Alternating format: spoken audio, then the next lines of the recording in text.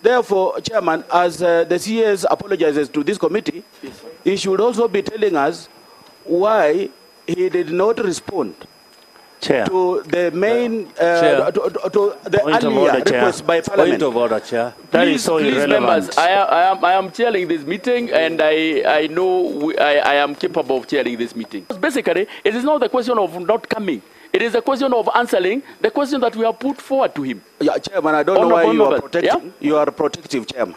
I'm not. Because this is a process. This is a process of Parliament. Mr. Speaker. Chair, on this point, Chairman. Chair. No. Point of order, Chair. I won't allow, and I want to repeat again.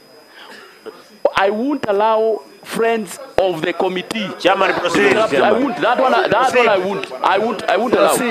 Proceed, Chairman. Everybody else is out of order. Proceed. Chairman, point of order. Point of order, Chair. Point of order. Is Chair, a point of order is allowed?